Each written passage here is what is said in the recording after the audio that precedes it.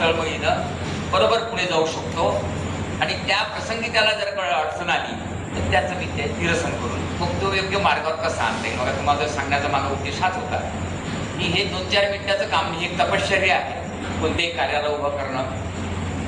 दुसरा, भारत सरकारमध्ये काय झालं, कृषी विभाग नावाचा विषय निघतो नेहमी. कृषी विभाग आहे, या कृषी विभागामध्ये जे काही धोरणं राबवल्या जातात तर ते धोरणं त्या त्या जिल्ह्याचे जे राबवल्या जातात त्याच्यासाठी एक शासन निर्णय निघतो आणि तो मंत्रालयातून निघतो. भारत सरकार असेल तर दिल्लीहून निघतो, राज्य सरकार असेल तर मंत्रालय मुंबईवरून निघतो. परंतु त्या GR निघाल्यानंतर आमचा सरकारी जो अधिकारी आहे ना तो त्या GR मध्ये आहे का नाही, मग हे होत नाही. अशा प्रकारची आमची सरकारी अधिकाऱ्याची एक मानसिकता असते. या मानसिकतेला बदल करण्यासाठी या देशात 1995 साली कृषी तंत्रज्ञान व्यवस्थापन यंत्रणा निर्माण झाली, जिला तुम्ही आत्म्यामध्ये काम करता. आमचे अजय मोहोळ आत्म्यामध्ये हिंगणघाटला काम करतात. 1995 साली कृषी तंत्रज्ञान व व्यवस्थापन यंत्रणा ॲग्रिकल्चर टेक्नॉलॉजी मॅनेजमेंट एजन्सी म्हणजे आत्मा, ATMA आत्मा.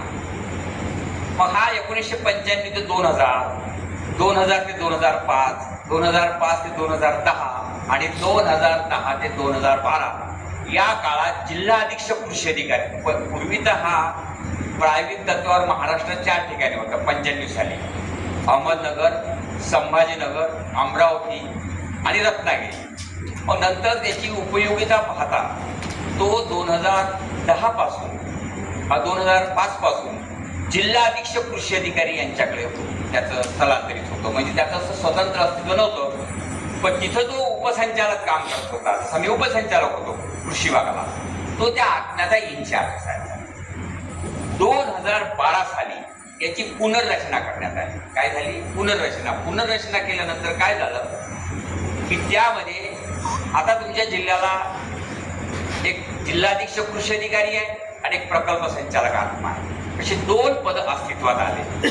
तर आता आपण आत्म्यामध्ये अस्तित्वात आल्या पदाची चर्चा करू की प्रकल्प संचालक आत्मा याच्या मदतीला 2 उपसंचालक आहेत आणि तालुका स्तरावर ही यंत्रणा अधिक मजबूत करण्यासाठी किंवा तिला सक्षम करण्यासाठी ब्लॉक टेक्निकल मॅनेजर किंवा ATM, ब्लॉक टेक्निकल मॅनेजर असतोच पण त्याच्याबरोबर आणखी एक ATM असतो. असे 2 माणसं विशेष नियुक्ती करण्यात आलेली आहे. हे प्रत्येक जिल्ह्यात आहे.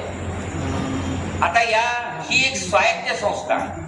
जशी भारतीय कृषक समाज आहे, सेवक नाही. जसं आम्ही छत्रपती शिवाजी महाराज लोक विद्यापीठ NGO मध्ये चालवतो. NGO मध्ये का चालवतो की डॉक्टर पंजाबराव देशमुखांनी 1950 साली शिवाजी शिक्षण संस्थे स्थापन केलं आणि तो विषय मला समजल्यानंतर मी त्या लोक विद्यापीठाला NGO मध्ये चालू स्वामीनाथन संस्थेपर्यंत नेलं. स्वामीनाथन यांनी त्या भारत सरकारला अशा प्रकारचे व्हर्च्युअल युनिव्हर्सिटी शिफारस केली आहे आणि त्याची यात्रा गोविंदराव आदिगांनी 2003 मध्ये संपूर्ण राज्यामध्ये फिरवली.